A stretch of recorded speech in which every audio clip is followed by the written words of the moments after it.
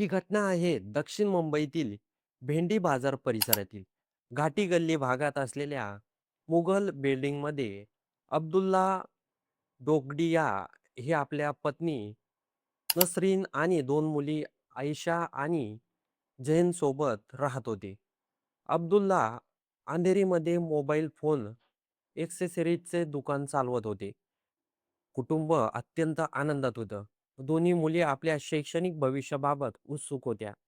मोठी मुलगी आयेशा 10वीच्या निकालाची वाट पाहत होती आणि ती चांगल्या गुणांनी उत्तीर्ण होईल अशी अपेक्षा होती. तर धाकटी झोनब 9वीत जाण्याच्या तयारी करत होती. शनिवारी रात्री या कुटुंबाने एक छोटासा कौटुंबिक मेळावा ठेवला होता. अब्दुल्लाने आपल्या भावांना आणि त्याच्या मुलांना घरी जेवणासाठी बोलवलं होतं. रात्री सुमारे 9च्या सुमारास सर्वांनी एकत्र बसून बिर्याणी आणि इतर पदार्थांचा आस्वाद घेतला. सगळं काही अगदी सुरळीत होतं. जेवण झाल्यानंतर भाऊ आणि त्याची मुलं आपल्या घरी परतले. पण त्यानंतर घरात एक अशी घटना घडली, ज्यामुळे हे संपूर्ण कुटुंब काही तासात उद्ध्वस्त झालं. घरात उरलेले अर्धर कलिंगड अब्दुल्ला, त्याची पत्नी आणि दोन्ही मुलींनी खाल्लं आणि त्यानंतर सर्वजण झोपी गेले. पहाटच्या सुमारास अचानक दोघांनाही पोटदुखी, उलट्या आणि प्रकृती बिघडल्याची लक्षणं जाणवू लागली. सुरुवातीला त्यांनी परिचयातील डॉक्टरांना घरी बोलावलं. डॉक्टरांनी उलट्या थांबवण्यासाठी औषधं दिली. काही वेळ त्यांची प्रकृती स्थिर वाटली, पण नंतर अचानक परिस्थिती अधिकच गंभीर झाली. रविवारी सकाळी 9:30 ते 10च्या दरम्यान त्यांच्या मजल्यावर गोंधळ उडाला.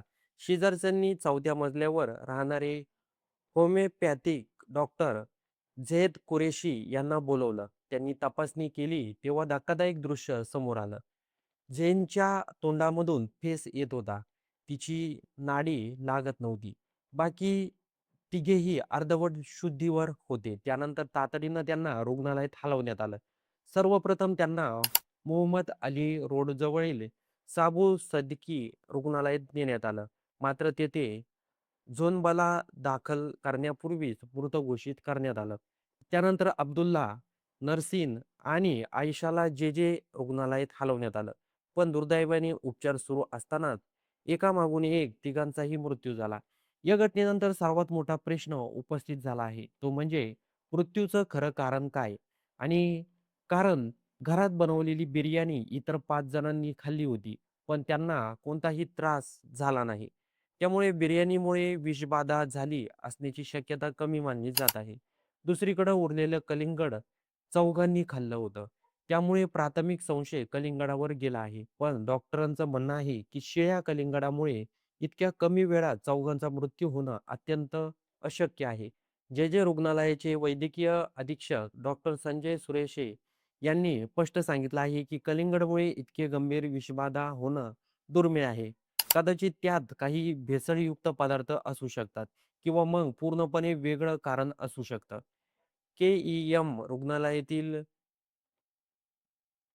प्रमुख डॉक्टर आकाश शुक्ला यांनीही सांगितलं आहे, की कलिंगड हे शरीराला पाणी पुरवणारं सुरक्षित फळ मानलं जात आहे. त्यामुळे केवळ शिळं झालं म्हणून मृत्यू होण्याची शक्यता कमी आहे. डॉक्टरांच्या मते या चौघांमध्ये फूड पॉइझनिंगची लक्षणं होती. त्यांच्या किडनीवरही गंभीर परिणाम झाला होता.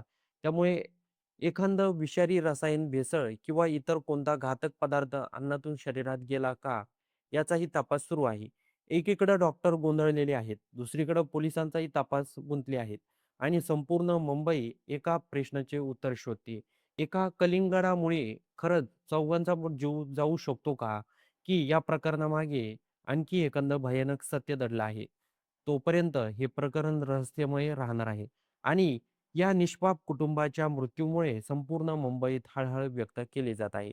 तर मंडळी, या घटनेबद्दल आपलं काही मत असेल तर ते कमेंट बॉक्समध्ये नोंदवायला विसरू नका.